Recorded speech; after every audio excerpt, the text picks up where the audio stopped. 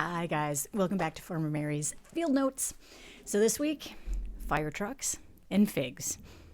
Why do these two go together? Stick with me for my epically cringeworthy story plus some tasty food. So recipe first this week because it leads to the ridiculous story. I knew the minute I saw the figs in the Costco produce section that I was going to make this dish and that I wanted to share it with you.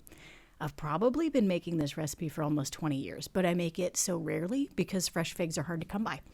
It's a pasta with figs, rosemary, toasted breadcrumbs, and it should have pancetta, so I didn't have any, so I went with bacon. I went looking for the real recipe so I could share it with you, and it actually took a couple tries to find. I think this might mean that I'm old. At any rate, it comes from Epicurious. It was published August 20th of 2004, so an oldie but a goodie. And all credit for this deliciousness goes to Epicurious, and I'll share my tweaks and my shortcuts with you.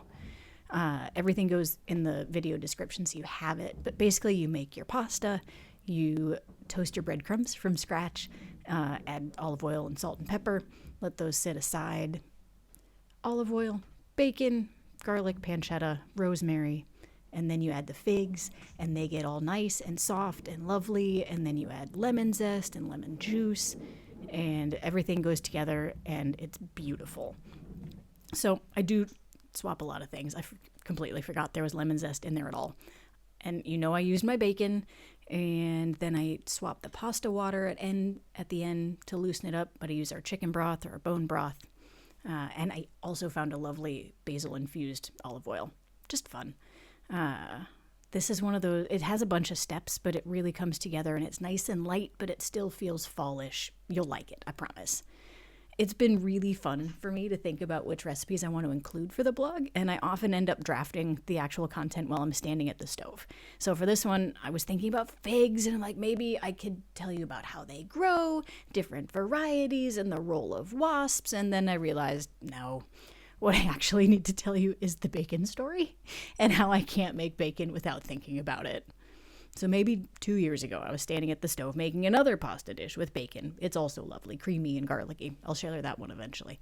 And my sister-in-law and her family were in town, and I was running way behind on getting dinner made. I was so focused on the timing that I didn't turn on the vent hood, and I looked up only when the smoke alarm started blaring its unhappiness at my smoky bacon in the pan. Now, it's worth mentioning that our smoke detector is wired into our security system and it's all networked.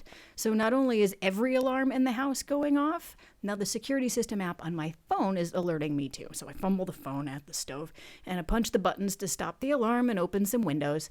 Embarrassing, but whatever, right?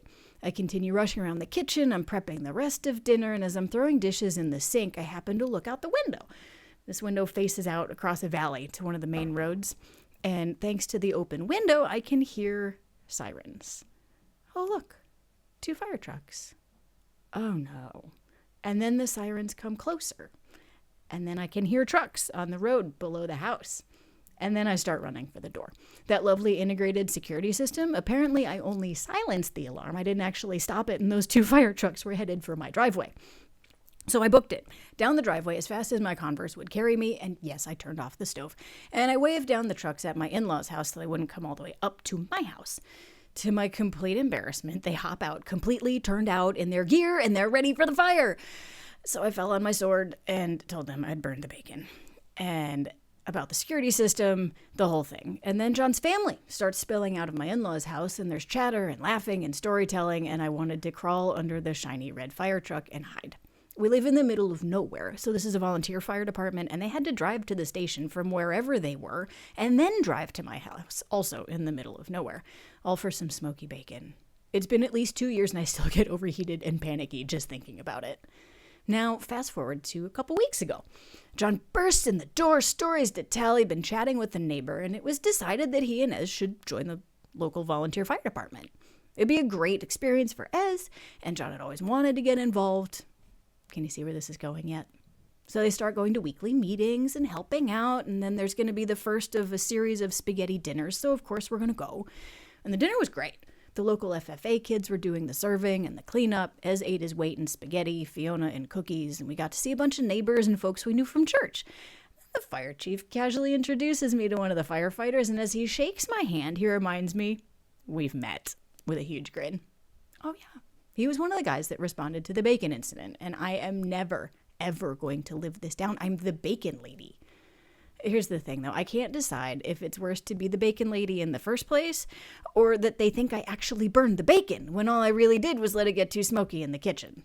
Ultimately, I'm not sure it matters. Here's the moral of the story, the lesson, the advice. When you live in a very, very small town, don't burn the bacon. Or at least make sure you're on the call list for your security system. John was in meetings and he ignored the calls from the company, and somehow I wasn't even on the list to get a call. I promise, I've made him double and triple check that I'm on it now. You want to soften the blow for me? Have you ever had anything like this happen? Please tell me in the comments and we can commiserate. I wish you a wonderful smoke-free week. Thanks for joining me.